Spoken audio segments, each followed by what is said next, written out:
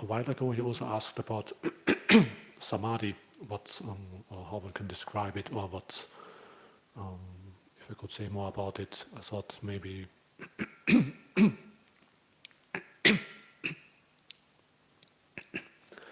can give a more detailed explanation, and trying to maybe say what it is. And the way the word Samadhi comes from Samādahati. It means literally something like putting together or collecting. So I could say collectedness or composure or unification of the mind or heart. And the Samadhi occurs in many sets of the Buddha that is teaching.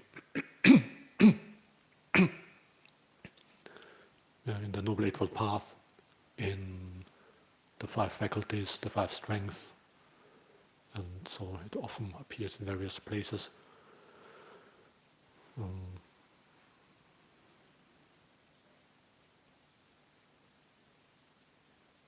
So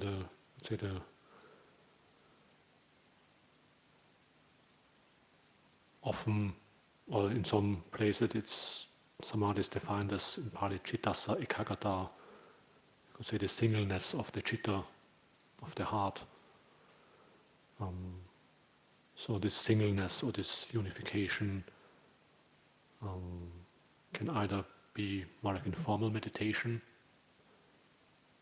So, for example, you stay with one object, a wholesome object like the breath, or recollection, or metta as object, and because you stay with this one thing, then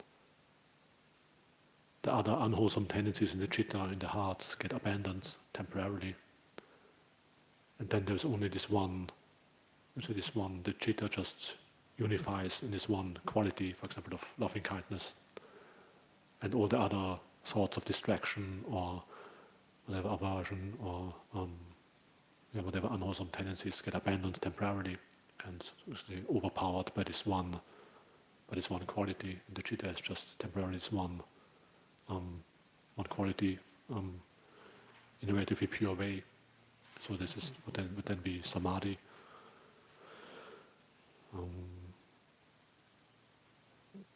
In one formal meditation, but then also there is this, we could say, unification or singleness of the citta, of the heart, as a normal state. You could say like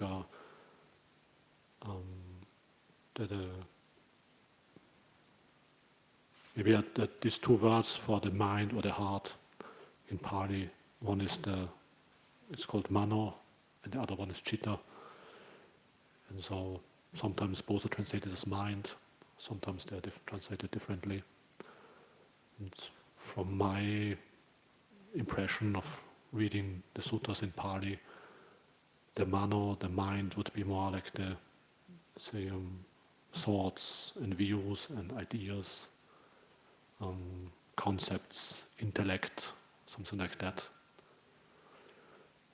While the citta, the heart, also things like good and bad qualities, tendencies or inclinations, and also something like the character of a person. Maybe like someone is very irritable or has lots of tendency for doubt, and that's not just a thought or a view, but this is like an inclination. And that more, some people are more prone to this or more prone to this way of behavior, things like that.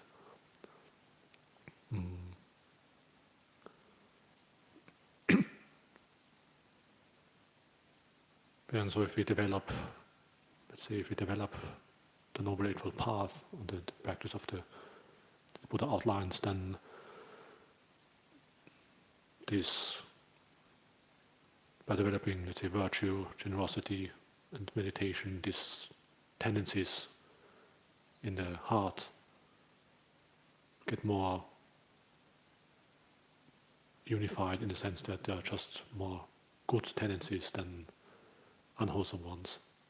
So usually we have these different tendencies that are very diverse, and then we're practicing the Dhamma, they get more and more unified, wholesome and bright. And that's also then something, I would say, in the suttas, then basically was something like Samādhi, that the citta is more unified and free from defilements longer term. And so the Buddha describes it like a gradual purification process. And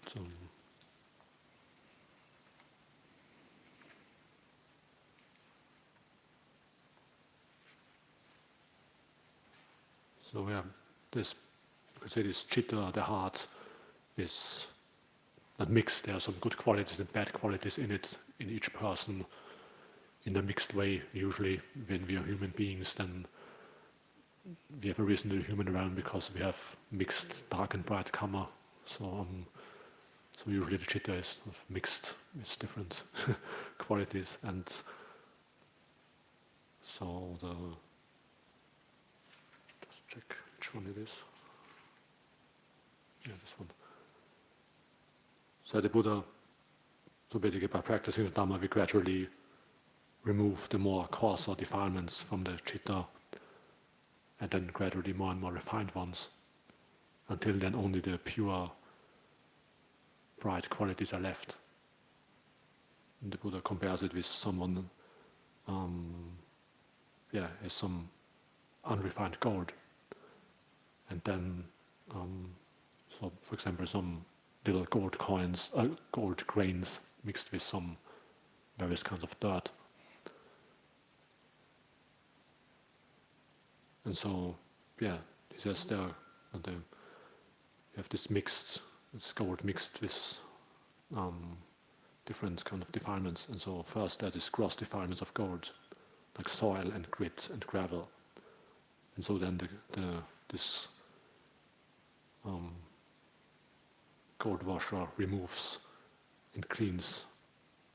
It removes first these gross defilements, and then there are these middle-sized defilements in the gold. For example, coarse sand, and then the gold washer removes these medium-sized defilements from the gold. And then there are still subtle defilements in the gold, the fine sand and black dust. And then the gold washer removes the fine sand and black dust as well. And then there are only the grains of gold. And then the goldsmith pours this gold into a melting pot and melts it repeatedly. And melting it repeatedly, and then also removing the fine dross from the gold. And then once it is purified like that, then it is luminous and malleable and and bright, and can be used for any purpose, for producing some jewelry or whatever the goldsmith likes.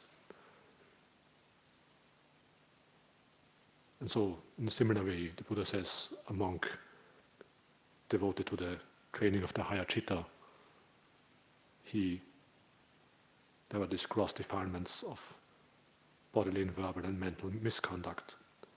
And then our earnest, capable monk abandons them, dispels them, and removes them.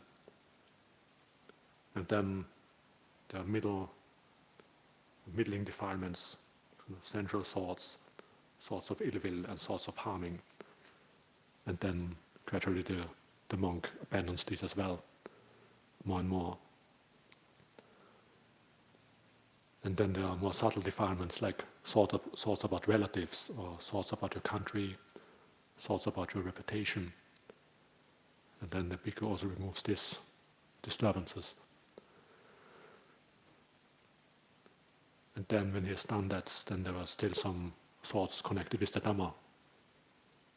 And the the samadhi is not peaceful and sublime yet, and not completely not attained to unification. But then if he repeatedly develops the mind like this, the mind, the chitta, the heart becomes internally steadied and composed, unified, and develops samadhi. And so, just like this gold, basically by gradually abandoning these various defilements and developing the heart, then the chitta becomes more unified, just like the gold. Then there's only the gold left. And that would be a simile for this process. And one can see it's not just like a meditation technique where you watch your body, you watch your breath here or here, but it's a development of basically developing different character or developing different heart in terms of a state of the heart gradually. And so, for example, the Buddha says in one sutta, whatever a monk often thinks and ponders about, that will become the inclination of his heart. So, for example, if he thinks a lot of thoughts of aversion or doubt, then more and more the heart will incline towards that. And so, basically, what happens with us, usually we just think some thoughts and direct our attention anywhere, and then because there's no system behind it, it's just all over the place, and then we have all these tendencies which are good and bad and so on. And then, but if we more systematically develop wholesome thinking and direct the mind in the right way, then because of these mental actions, gradually the chitta gets developed on this one track, and in this just one inclination, and so that's how it works, you could say, by your sort of mental effort that you make in the presence. Over time, the chitta gradually gets a different inclination. Your heart or your character becomes different.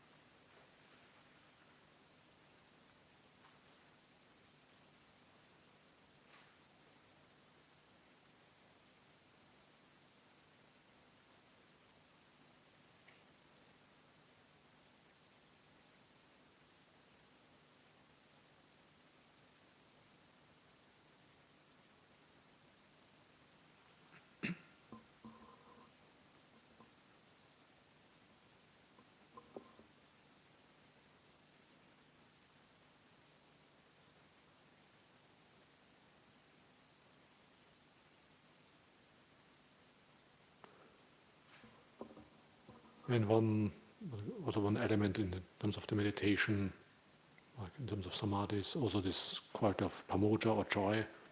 That's the Buddha gives the simile of a cook, that a cook knows what the master likes, and so in a similar way one notices what way of meditating or what way of staying with the meditation object, what kind of meditation theme is more uplifting for the mind. And for example, how can you stay with the breath? So that it feels, let's say, peaceful and the mind can settle down. How can you stay with the breath so that the mind is uplifted or likes to stay there, in terms of how you breathe or how you direct your attention. Maybe some ways of breathing can make you more agitated or more tense, or some ways of paying attention to the breath can make you more tense, and some maybe more peaceful, and noticing that, and deliberately developing or noticing what kind of way of meditating leads to the mind being uplifted or having this brightness.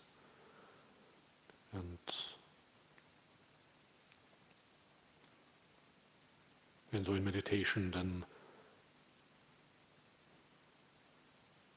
And if one stays with, say, one object, in a sense, also can also be recollecting the Dhamma, for example, staying with the meaning of the Dhamma, or with some recollection or some meditation object, then the purity of mind is before already, the easier it will than just unify and just stay with this one object, and and then experience some samadhi.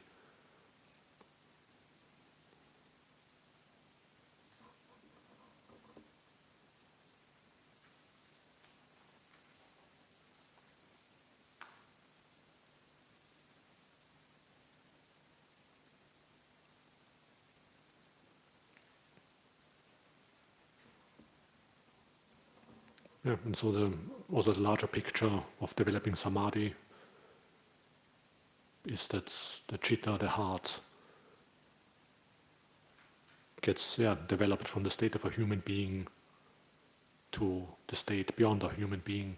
So that's not a human being living in the sense realm and having this whatever character, these tendencies, then gradually by this process of purification with this of the gold, that's the citta, it's more and more, I could say,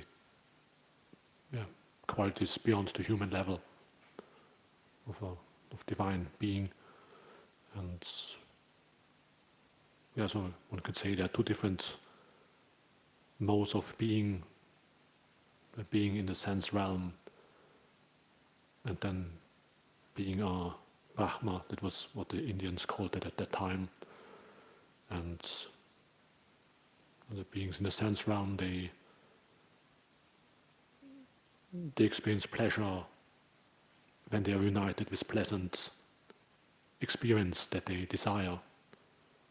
So you have some desire, and then because you're united with what you desire, you experience pleasure.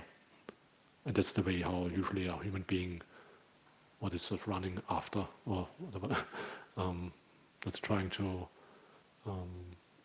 experience some pleasure by being united with what you desire. And then only if these two things come together, your desire and what you wish for, then you experience pleasure. And this is out of the way of the sense realm, you could say, to get happiness. And then there's this other way of samadhi, of devas beyond the sense realm, which is completely opposed. And they don't experience happiness by being united with pleasant sense contact and with what they desire, but they experience peace and happiness internally, because their heart is secluded from sense desire and from unwholesome states.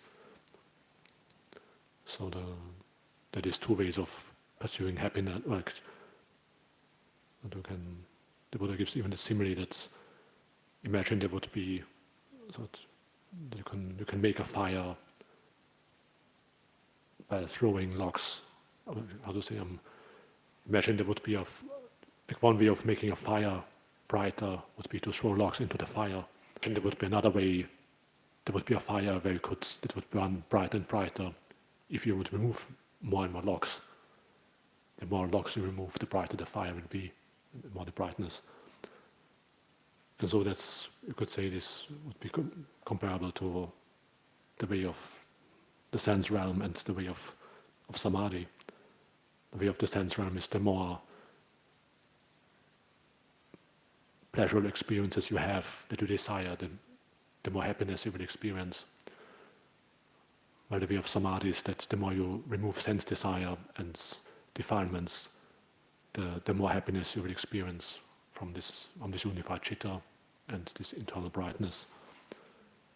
And this is, because then also one develops the citta by developing meditation, by developing the path to gradually to this state more and more, where one experiences more happiness from this purity internally.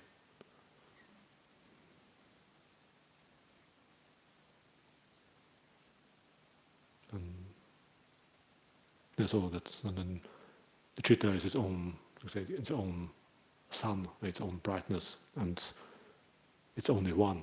It doesn't seek something outside in the second one for pleasure, but it's just like one sort of powerful, self-powerful being which is bright.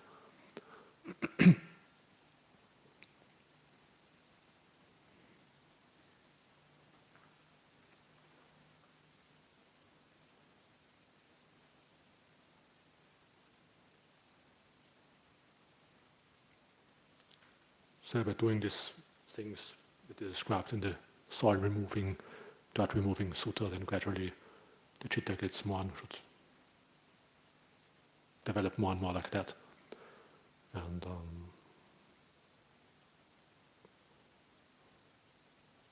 where the Buddha also describes different benefits of samadhi. He says the first one is it's a pleasant abiding. He says, could say it's food on the path. So the happiness that you experience because of samadhi is not just indulgence, but otherwise, if you don't have this happiness of samadhi, then there is no way you can escape from central happiness. And also, the reason why people break precepts is usually because they get attracted and repelled by sense experience, so they have a very strong desire and break precepts, or they have very strong aversion and break precepts. And so the stronger the samadhi, the weaker the tendency of desire and aversion, which makes people break precepts. And so also this strengthens one's virtue, because the internal cause of unvirtuous behavior gets weakened or abandoned temporarily. You also could say that other samadhis are food for the mind, so that mindfulness and effort can perform the task. Then you have this happiness and brightness, and this like a food for the mind. The mind feeds on this internal happiness that you develop by the Dhamma practice.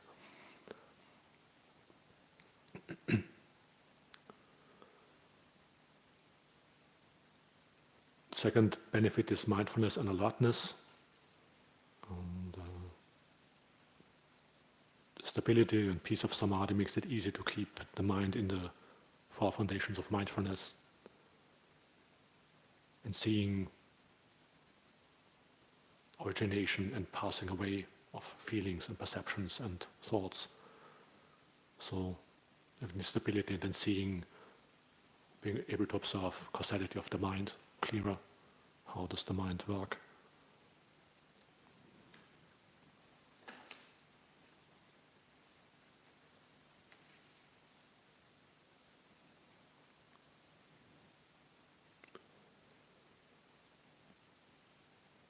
The third benefit is that samadhi will give you a different perspective on your life and the whole sense realm. And so the Buddha says that deep samadhi is an otherworldly experience. So he sometimes says, to some extent, someone has reached the end of the universe by developing deep samadhi. And so it gives a different perspective of what is worthwhile to pursue in life. And I would say one can only really see the disadvantage of sensuality deeper when one has experienced something beyond the sense realm. Only then one can really see the disadvantage in its full catastrophe or extent of the sense realm. Otherwise, it's not really possible if one is in it. It's just like if you have been living in a prison your whole life. You don't have a perspective how different life could be if you're not in a prison. You can just imagine something, how it would be not living in a prison. But then when you get out of prison, you can have a perspective what a prison is like in comparison to the normal life.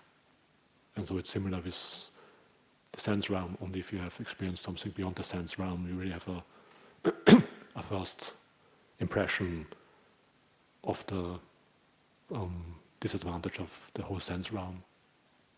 And otherwise, one can have some faith in the Buddha, what he says about the disadvantage of sensuality and the whole sense realm, but the Buddha says there are also some directly visible disadvantages. Let's say people behave in a bad way and so on, and quarrel with their friends and their relatives and whatever. But then the more deeper disadvantages one can only see if one has experienced something beyond it.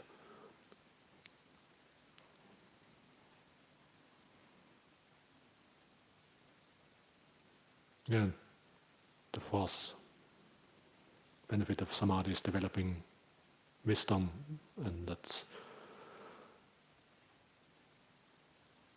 in the process of developing Samadhi, you can understand how the mind works, how, for example, you try to abandon the 5 hindrances, you try to abandon distraction, and by that, understanding more how the mind works, and or if the mind gets calm, understanding how can the mind stay calm, and gradually understanding more and more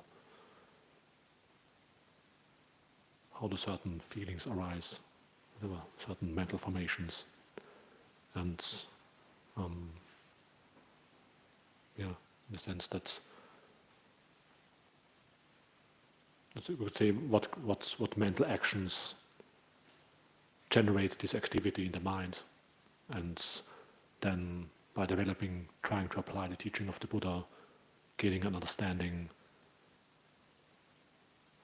how does this state of the mind get generated. Would it also be possible to experience something completely different if this, let's say, if I stay with the breath or develop metta, then my experience becomes different than it was before. And so, gradually noticing how does the state of mind that I think is normal gets generated, and seeing, actually something completely different can be there, which is much more peaceful if I develop the mind in the right way, and how is this working. And by that, understanding more how the mental actions in the present, which ones are the cause of suffering, and which mental actions lead to the cessation of suffering and to a more profound peace.